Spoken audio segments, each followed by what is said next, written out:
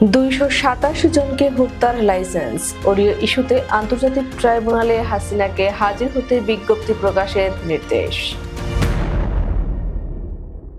সামাজিক যোগাযোগ মাধ্যমে ছড়িয়ে পড়া 227 জনকে হত্যার লাইসেন্স পেয়ে গেছি এমন একটি অডিও বক্তব্যের ফরেনসিক বিশ্লেষণে এটি সাবেক প্রধানমন্ত্রী ফ্যাসিস্ট শেখ হাসিনার কণ্ঠ বলে প্রমাণ পেয়েছে আন্তর্জাতিক অপরাধ ট্রাইব্যুনালের তদন্ত সংস্থা, যা পরিস্থিতিকে আরো জটিল করে তুলেছে। এই মন্তব্যের জেরে ক্ষমতাচ্যুত প্রধানমন্ত্রী শেখ হাসিনার বিরুদ্ধে আদালত অবমাননার বিষয়ে ব্যাখ্যা দিতে হাজির হওয়ার জন্য জাতীয় পত্রিকায় বিজ্ঞপ্তি প্রকাশের নির্দেশ দিয়েছেন আন্তর্জাতিক অপরাধ ট্রাইব্যুনাল। আগামী 7 দিনের মধ্যে একটি বাংলা ও একটি ইংরেজি দৈনিকে এ সংক্রান্ত বিষয়ে বিজ্ঞপ্তি প্রকাশ করতে রোববার এ নির্দেশ দেন আদালত।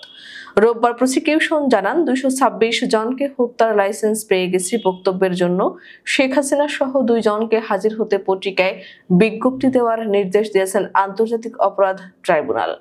ট্রাইব্যুনালে আজ আনুষ্ঠানিক একটি অভিযোগ দাখিল করেছে প্রসিকিউশন বিভাগ।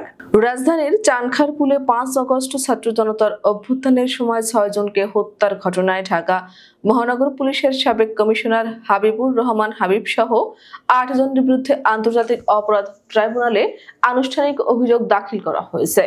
এর মধ্যে দিয়ে জুলাই বিপ্লবের প্রথম মামলার আনুষ্ঠানিক বিচার প্রক্রিয়া শুরু হলো। গত 21 এপ্রিল এ মামলার তদন্ত শেষ হয়। প্রসিকিউটর গাজী এম.এইচ. তামিম জানান, ট্রাইব্যুনাল আনুষ্ঠানিক অভিযোগ আমলে নিলেই বিচারের পরবর্তী ধাপ শুরু হবে। 8 জন আসামির মধ্যে inspector Arshad, constable Mohammad Sujon, constable Imaj Hossain Emon ও কনস্টেবল নাসিরুল ইসলাম কারাগারে রয়েছেন। এছাড়া সাবেক ডিএমপি কমিশনার হাবিবুর রহমান, ডিএমপির সাবেক যুগ্ম কমিশনার সুদীপ কুমার চক্রবর্তী, রমনা জোনের সাবেক এডিসি শাহ আলম মোহাম্মদ আক্তারুল ইসলাম ও এসি মোহাম্মদ ইমরুল পলাতক রয়েছেন।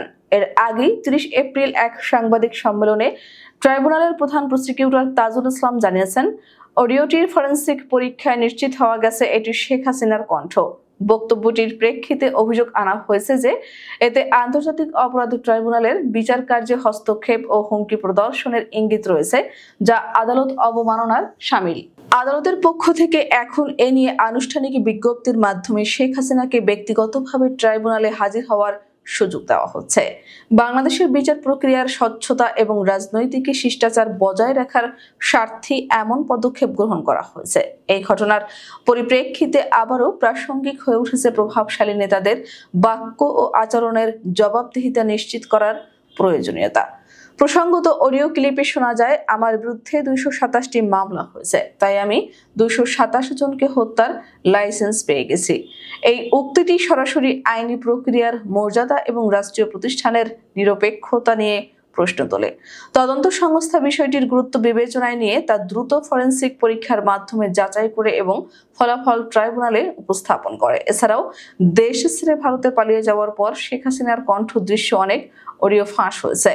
তাতে শেখ হাসিনাকে বলতে শোনা যায়, বাংলাদেশে বিশৃঙ্খলা শুরু করা, তাদের কাজে বাধা দিলে তাদেরকে হত্যা করা ও গুজব ছড়ানো, যে কোনো সময় দেশে ঢুকে পড়ব, নানা কথা।